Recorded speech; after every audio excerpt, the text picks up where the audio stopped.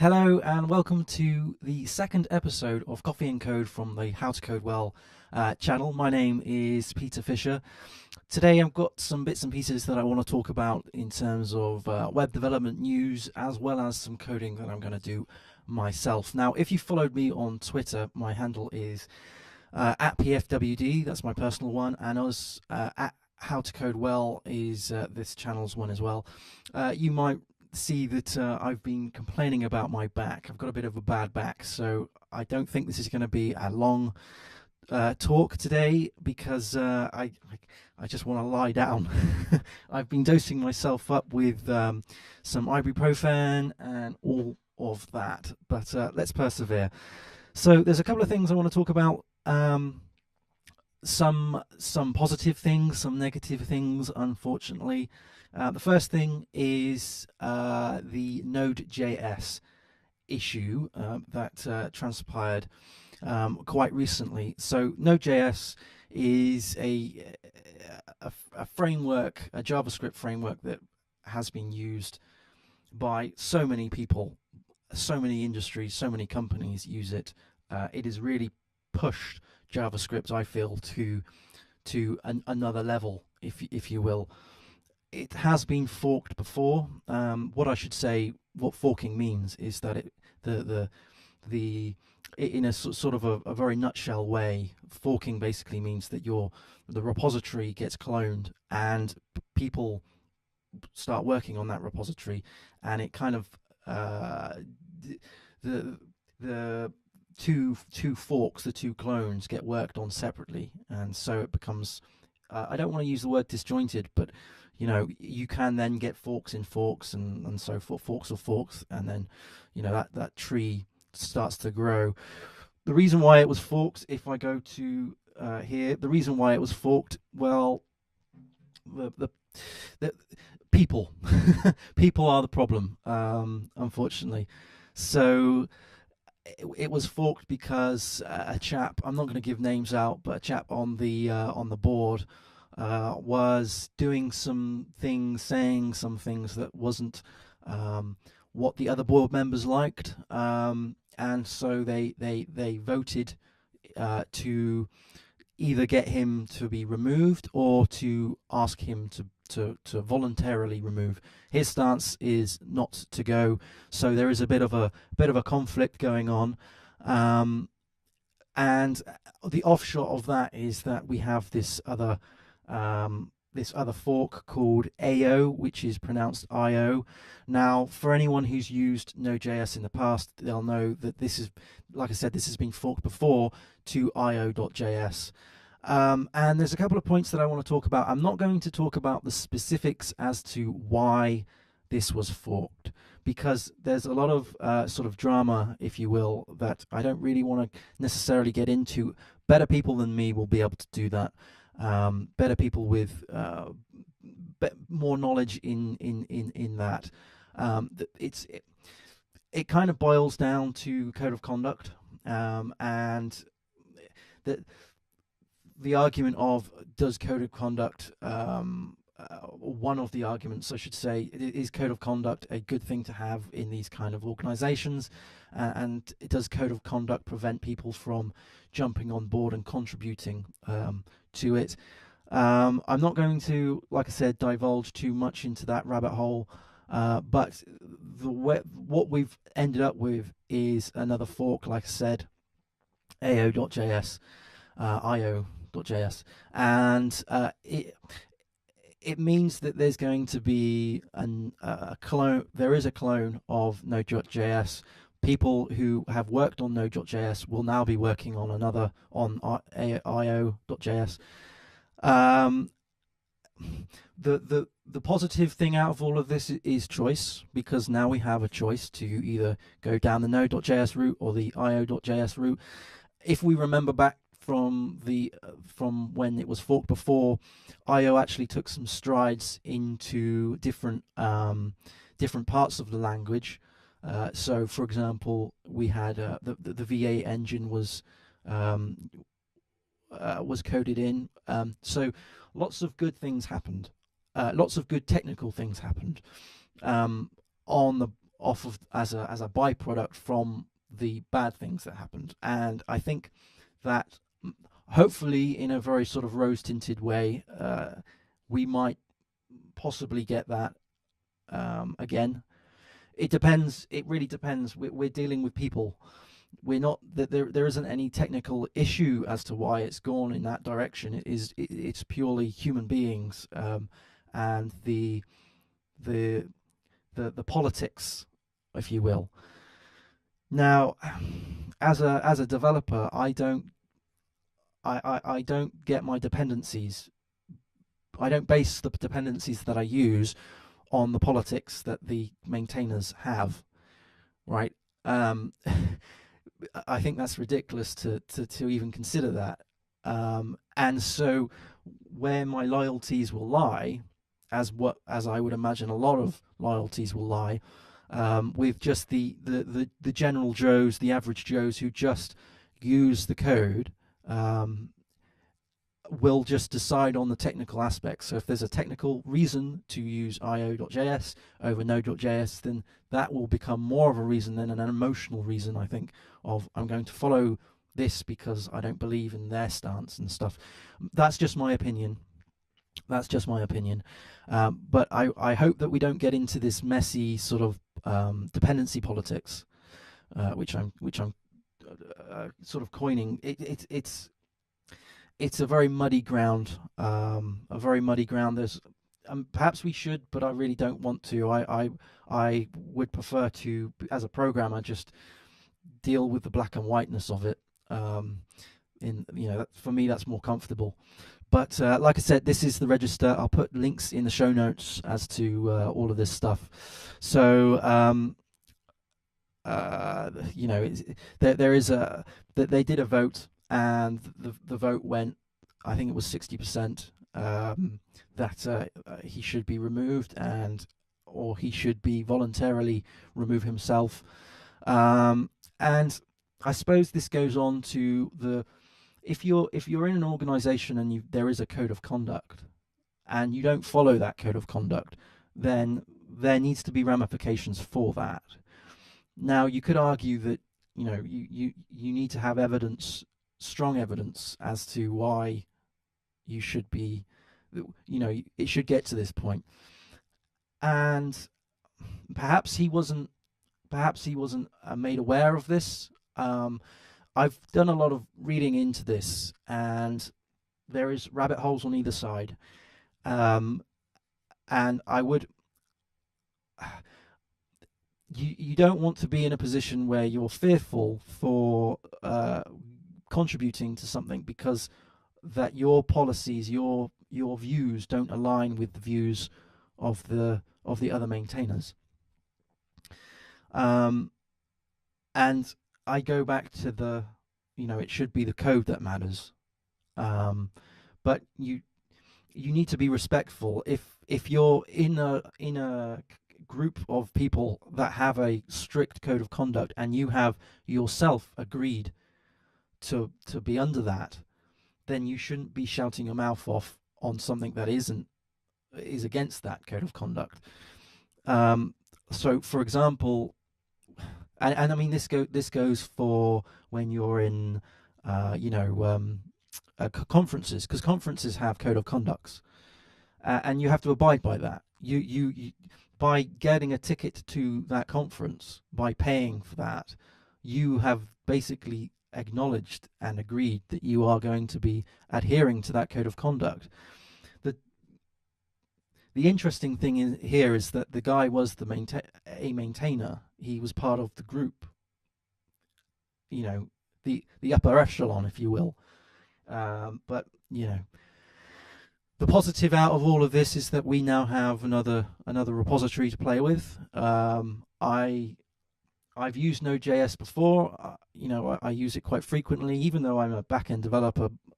Primarily, I still use Node.js. I mean, you can use Node.js, of course, in the back-end too.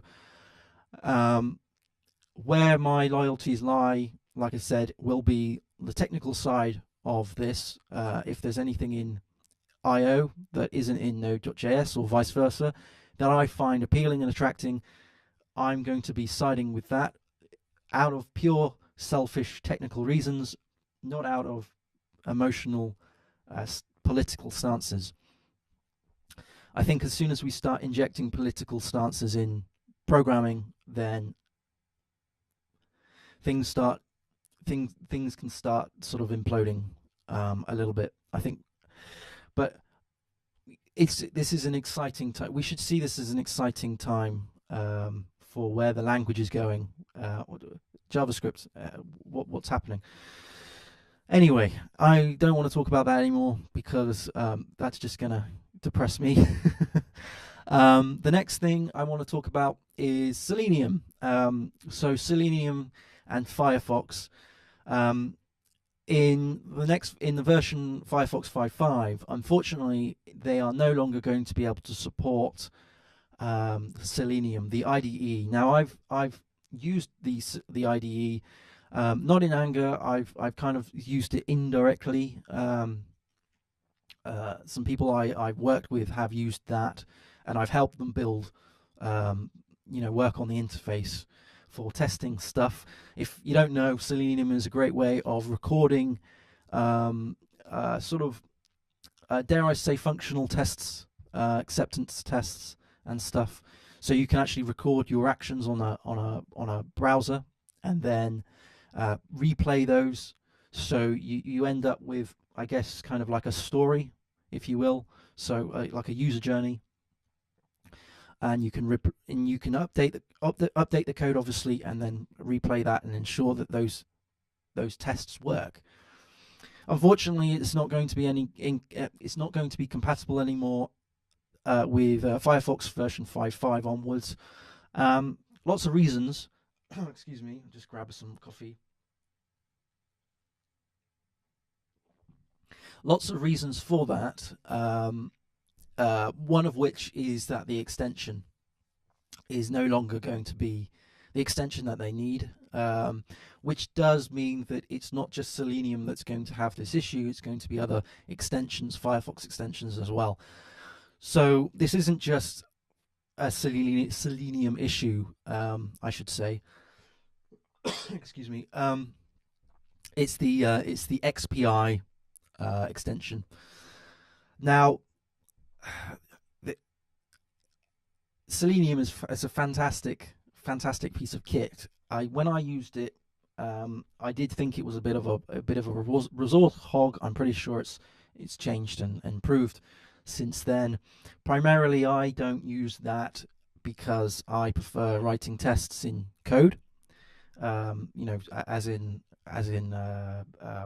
behavioral tests and stuff like that in Codeception, where I can run some commands and it tests the code. I'm not too if I can get away with it, then I won't use a graphical interface because just out of other reasons that I won't divulge. I find it easier to use the command lines in some cases, but if you've got a QA team, if you've got a team of people who aren't as technically savvy as the actual programmers who program the stuff, but they still need to run a bunch of acceptance tests, then Selenium is a fantastic thing to use. Selenium is a fantastic thing to use. It's a very big shame that Firefox has gone down this route. I'm sure that they have their reasons. From a developer's point of view, it's a shame that Selenium hasn't been built in a way that can be used with lots of other things. I know that there's what is it? Is it Gecko or Gherkin or something like that? There is another thing that you can use with Selenium. But Selenium essentially is a plugin. It's a plugin for a browser, and that browser who has the responsibility, the ownership. They have the ownership. Have changed the mechanics of that ownership, and therefore the plugin no longer works. You get this all the time with when companies make these decisions, when they don't have any responsibility to the plugin, and so they just go ahead and do this. And you have to admit, if Firefox or and whoever company, big company, was to sit down and go, right, if we do this, we're going to break blah, that, and that, and that, and that, hundreds and hundreds of things will break. You can't. You have to judge it. You have to go, well, it's for the greater good. For the greater good of Firefox, not for all the plugins. You can't please everybody. You can't please everybody. So reading this article here on the Selenium blog, it's come very apparent that there is a very skeleton crew. Like with a lot of these open source things, there is a big skeleton crew with who are developing Selenium, and therefore they don't have a lot of time to throw at this problem. So this is kind of like, I would kind of like to see this as more of a call to arms rather than a shutdown notice. So if you've used Selenium before, if your company uses Selenium before, then I do highly recommend thinking about this, thinking about where your stance is, whether you need Selenium, whether you can find an alternative, and the time that's going to take to factor that in. But also, more importantly, is if you've saved a lot of time yourself, your company has saved a lot of time because of Selenium, then maybe you can cheekily ask, and I don't think it's cheekily asking. Maybe you can ask to sort of help contribute. Maybe you can go to your boss and say, look, we've just saved hundreds of hours because of Selenium. Selenium is now in a state where it can't function anymore with the future releases. We're going to have a problem with that. We need to deal with that problem. We can either go somewhere else, which means that we're going to have to rewrite all of our tests in something else. It might not be that drastic, but you're going to have to do some work regardless. Or can we say, look, let's give ourselves a couple of, maybe a portion of the day where we can actually contribute back, look at the problems that Selenium are now facing, and see if we can actually help with that. To me, that's more of a productive way, call to arms. Sort of, this thing has happened. If you want to continue using Selenium, then we need support. So yeah, there's the third thing, you could help us, which is here. So do consider that. I don't know when Firefox 5.5 is actually going to be released, whether it has or it hasn't. I don't know. But it's something to be aware of. It's something to be definitely aware of.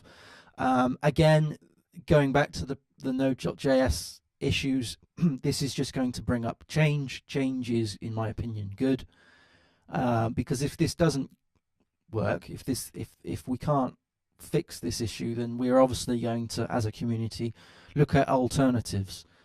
From an outsider's point of view, in hindsight,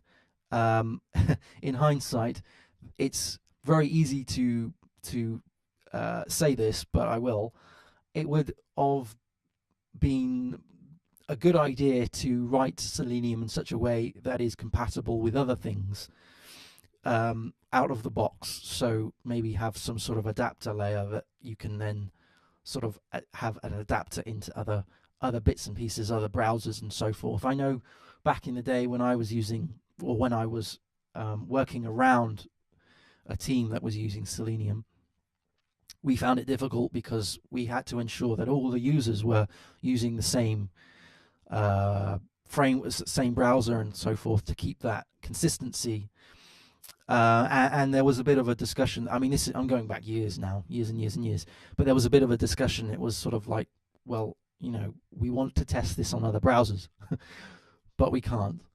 I mean, I'm talking years and years. I'm sure things have got better now. But I think that anyone who sees this and wants to build an open source project needs to understand that the ownership, the actual application that you're plugging into, you cannot 100% rely on its compatibility going forward, and therefore you need to at least think about compatibility with other things. It's the whole case of putting your eggs in one basket type scenario. And like I said, I'm sure Selenium can be used in other things now, but I think that it is certainly something to consider going forward. If you're building an open source application, then you need to consider compatibility with other bits and pieces. But that's all well and good, me saying that in hindsight, sat here going like that. But it takes a lot of time, a lot of resources. These guys, like I said, skeleton crew. This is a time where we can step up to the plate and give them a hand. The next piece of news is Go. This is a good piece of news. This is Go has released version 1.9. Now, I've played with Go a very small bit, to the point of going, oh, that's good. But I can't think of anything to use with Go at the moment. Certainly, as a freelancer, there is no need for me to use Go, but I am extremely interested in the programming language going forward. I think that you need to have that sort of that understanding and appreciation of what other languages are doing. It's very easy to just get very insular in the language that you use. So, I use PHP and JavaScript on a day-to-day basis, so it's very easy to just forget about everything else. But this is something that I've got half an eye on, and it's really progressing well. It looks like a language that is very nice to write. And there's a couple of things in here in this release that has really tickled my fancy, especially with the type aliasing and stuff like that, and the different types that they've got. So if you're using Go, if you're thinking about moving to 1.9, I'll be very interested to hear what your opinion is of Go. I think it's a language that has extreme possibilities and very wide potential, and I look forward to spending some time with it. It seems like a very exciting language to learn, because it seems very fresh, right? It's like a breath of fresh air when you've got all of these, the infighting that you've got with node.js, and you've got the frameworks that are no longer going to be supported, and then you hear something like this where something is actually striving forward. That's a very refreshing thing to read. Yeah, I'm dead excited to play with this. I need to have an application to do so, to justify that, because time for me, I think I've mentioned this about 1 billion times, is extremely limited, and I can't just like a magpie go, oh, that's nice, I'll play with that for a little bit out of the back. Right, so I suppose it's time to actually write some code. If you just bear with me a mo, let me just have a look at some bits and pieces.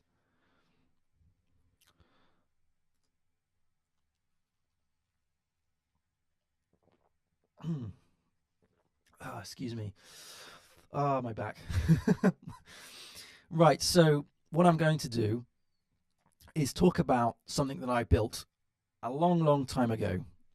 In fact, this was built. When was it built? Come on, there must be something on here. Yeah, 2 years ago. Okay, so I went for an interview 2 years ago, and I was given a test to do out of the interview before I got the interview. In fact, when I said I went for an interview, that's actually a lie. I applied for an interview, and they said, okay, here's a test that you need to do in order to get the interview. I should have said that before, sorry. And the test was build Monopoly in an evening in JavaScript, which, whatever. I did. I didn't get the interview, so this might be a bad thing showing you guys this. The code is pretty damn awful, but it does. There is a bit of a. It does work to a degree, and it's in JavaScript. It's in jQuery. It is 2 years old, so this isn't a reflection of how I program now. But I thought I would demonstrate this because I want to. I've got some issues with it. So like community chest cards don't do anything, and chance cards don't do anything yet, and the players don't go to gel. So there's a lot of things that don't work, and I want to eventually fix these things because I don't like having things sort of left half chewed. And I mean, even though these were done like in 2016 in March. I would like to get this finished, or not finished. Nothing's ever finished, but I would like to get this fixed. And I was thinking about this the other night, and because obviously my code has obviously changed. Everyone's code changes after 2 years of programming. I looked at this last night and I thought, oh my god, this is a mess. This is an absolute mess. How on earth am I going to fix these things, these issues, when I can't have any confidence in the code? So the obvious thing to do there is to write some tests, write some functional tests, acceptance tests, unit tests, whatever, just tests that test the current functionality. So when I do fix these things, I have some tests to run, and as you'll notice, let's go back. As you'll notice, there's no testing folder here. It is just an index page with some JavaScript in it, and it just creates a Monopoly game. I'll show you the game in a minute. And it's got in assets here, it's got some the JavaScript. So this is the main JavaScript monopoly.js. It uses Bootstrap. It uses a very old version of jQuery 1.12. And it's got some config, so some steps.js. Ideally, this should be in JSON, as in a .json file rather than a .js file. So it brings those in as object literals, and then in so in here it then does board, var board, and then players. It gets the players config because we have included those, the configs, the steps and the players, and then the steps, and then it creates a new instance of the Monopoly game, sets it up, passing in the board. So it's very crude, right? It's very crude. It's extremely poorly written, in my opinion. Stuff I did 2 years ago. Let's actually show you what it actually does. So let's do a new tab in here. Okay, so the first thing you'll probably notice is that it doesn't look like Monopoly. But you're playing against a computer. The brief that I was given was extremely basic, I'm going to say, because it was like just build a Monopoly game. I guess they were just looking at how would we go about doing it. So I thought of it in a way of and if I can move this up a little bit, you'd probably be able to see it better. So I was thinking about it in terms of how you set up the game and how you can play against people. Whoops, let's go back. I'm just going to bring that back up. Can we scroll down? There we go. So here we've got future improvements that I would like to do and known bugs. So I kind of wanted to show them that I had thought about what I'm going to do later on. And it's kind of a role play game. So, well, not a role play game. You hit start game. So this is it installing itself. So we have the board is set up. We've got 40 steps to the game. It welcomes the computer and then it welcomes the player. So you've got the player here, and then you've got the computer here. And you literally there is one button, and you click start, and then it says computer is now having a turn, computer has rolled a 3 and a 4, the computer has moved to chance.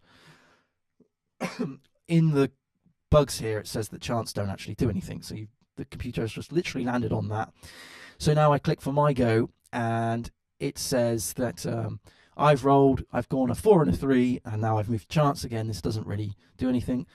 So then I hit computers go, a 6 and a 4, going on to community chest. Again, doesn't do anything. This is probably why I didn't get the job. Now I'll hit this, and it says I've landed on the electric company, and would I like to buy it for 150 quid? So I click OK, and that means that tally has now dropped, and that has gone down, and now I own the electric company. And we have Peter has had a turn, 4 and a 1, landed on electric company. That was the thing that was asked of me. Would I like to buy it? And then it says Peter has bought the electric company. So you can literally just keep pressing this, and for the computers, for the computers go, it will randomly make a choice. So you just keep clicking, and then just keep going. And if I press cancel, then it doesn't buy that. So, would you buy Waterworks? I haven't. And eventually it gets to a point where the computer or you land on another person's street or thing that you've purchased. And and also, sorry, it does income tax and all of this. So computer has said no there, for example, and you can just keep. I mean, it's not a fun game. It's just a way of doing it, sort of as a turn-based thing. So I'll just show you the code, and this is where it's very laughable. So I did this in probably 3 hours, I think, and I remember getting asking my wife where the Monopoly game was, because like everyone has a game of Monopoly in their house, and I remember getting the game out, putting it on the board, putting the board out, and then writing code to work out where I should put the steps and so forth. So we have in config, the first thing I did was the config. Whoops, not that config. In assets, Java's in here. The first thing I did was steps. So I just created an object of steps config, and each one of these is just a step, and it's got the name, which is like go, and then it has a type. So the type is like collect or street or community underscore chest and stuff. And you also have a value. So this value is 200. So if you go past go, you get that value.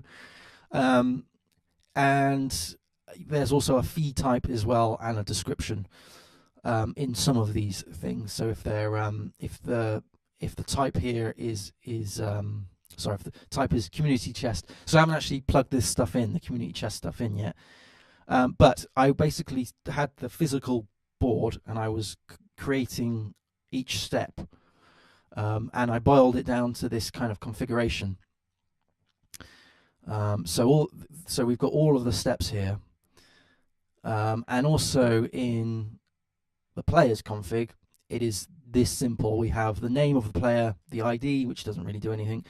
The funds, so if I was to change that to say 2,000, then the funds that you start with will be that amount. So it's quite configurable. The idea also is that we can create in the future, add another player to this. Like I said, this is probably best written in say JSON rather than this, because then you can use other. You're not forced to just use JavaScript. It could be something else. And then the awful code, I don't really want to show you this. The awful code that I wrote 2 years ago is this massive beast, and it's 428 lines of just a mess. So here we have the log action, which just spits a message to the log screen. So this is the log screen here. So when you click the button, it does a load of processing and then spits out each line as a log message. And each log message has a color Okay, so like a CSS class. So that you pass that in here. So here we're doing sort of an optional thing. So if CSS is undefined, then it's just blank. Else it's just that. And then you literally just append the message, and then you scroll down. So you find the scroll top. You get the offset of the last paragraph, and so you keep scrolling. One of the bugs that I haven't actually mentioned is when you click that, it processes the, let's see if I can find it right here. So it's come up with a question, but it hasn't actually showed you what's happened on the screen until you press OK. Then it shows you what's happened on the screen. Ideally, what you would do is actually have it in reverse. So you would show the output. When it gets to the question, it would then ask you the question, so you actually know what's going on. Because I don't know what I've rolled here. So if I press OK, now I can see that I've rolled a 6 and a 2. And then here we have some other messy stuff, adding streets to panels. So this is actually adding the streets here at the top. And again, this is a bit of a mess because you can eventually get one side being extremely long, and then you have a lot of white space here. But I did this in an evening. I think spent about 3 hours on this. I just sort of bashed it out, and I didn't really think about it. I didn't think about it being used again. In fact, I was actually considering just taking this down because it's just, it's of no value, of no use, and I certainly wouldn't want to show an employer this because, like I said, it's a bit of a mess. Here we have Here we have a function which basically encapsulates the player config. So you pass in the player config, which I showed you before, and we just say this dot blah blah is equal to this config blah blah. Yeah, so it's why I don't know. And then we have an object for the street. And if we go all the way to the bottom here, we've got this has actually some action, so we can perform action on a street. We pass in the player and I think an array of players. I don't know why I did that. And we can do buy the street, and we can add a house to the street, and we can pay the rent on the street and all that stuff. So the intentions, I suppose, was good, but there's a function of collect, so we can collect stuff. So if you were to land on, I guess where my head was at was if you were to land on a community chest, and that was to give you, because some of those things actually give you some money, then you could collect that as well, and you got chance, and you got whatever, blah blah blah. This is the actual how we roll the dice. So with Monopoly we have 2 dice, and this is just doing a random calculation of what that is. So you have obviously got 6 sides to the dice, and then here is just some random logic this is some logic that works out whether it's a double or not. So if these come out with two of the same number, then obviously you roll a double. And this is the setup. So this is now generating the steps and the players. So the generation that is a switch statement. My way of thinking when I was doing this, I think, was a level of polymorphism where you would put in as the config per street, config per chest, and chance and stuff like that. And you would end up with this item, which then you push the item to the board. So you basically start from, I think it was wherever the go bit is. So if I looked up here, no, not there. Let's just copy that, paste that in, bring that over here. So if I was to demonstrate, we go to config and steps. So that loop, that switch statement was literally just switching each of these cases. So if it's if the board.steps.type is a street, then it would instantiate a new street, and you would have that object. So it wouldn't do that, it would do that one. So this one here is a type of collect, so it would instantiate the collect object and then return that, as item, and then it would push it to the board. And this is kind of what the first thing I did was basically this function after I wrote this config, because what I wanted to do was actually lay the board out first and then decide what the players do to the board. And then here you've got generate players, which does that awful instantiation of a player, just passing in the config. I might as well just use that, to be honest. And then here is the turn-based thing. So you roll the dice, see if it's double. If it is, then you can roll again. If the double if you've rolled a double, you have to count in the Monopoly rules. You have to, if you roll a double 3 times, you get automatically put into jail. And here you can move the player.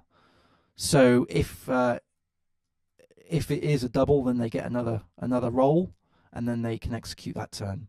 And the execute of the turn, I can't spell execute, is that they move the player, which is this one here. So it gets the current position, which is basically the count of the steps, and then it puts in the new position, and then it does step action perform the action. So that decides what action you need to take based on the step that you're in. And then here is just a method to bung you in jail. And it spits out a lot of console logging as well, so it knows stuff. So yeah, I could probably go about fixing these bugs, which are, bear with me, Mo, in where are we? In I need to keep looking at the actual feed because my browser is obviously hanging off of here. So in issues, there we go. That's what I wanted to see. So I could probably fix these and do a trial and error thing. But the way my head is and has progressed, I suppose, in the last 2 years, is that any code that I touch, especially mine, I would like to have a unit test against. Sorry, that's the put in jail function. I would like to have at least some form of test to ensure that what I do in the future doesn't break what I've done. Because I've got zero confidence in this. I don't know if this is. I mean, I can obviously try it out in the browser, but I would rather have something to tell me that it will work rather than me checking manually that it will work. Do you know what I mean? It's sort of that change of thinking from just throwing it over the fence. It'll be fine. To actually, let's actually write some proper unit tests, some functional tests around this. So sorry, twinging on the back. So I was thinking about what to do, what kind of testing framework to use. I know that last time when we did this Coffee and Code episode, we were talking about Phantom.js and other things like that. I don't really want to go I don't want to fall down one of those really deep rabbit holes and start writing a lot of code that and try and do something that that you have to do for those kind of things. The first thing I would do is actually decide what it is that I want to test, and I guess what you can think of is all of. I mean, you've got functional tests here. You can see that this is minus 100 because I owed him some money, but the game doesn't finish, so there's all of those problems. But there's all sorts of things that we can test here. So let's just refresh, go back to the start.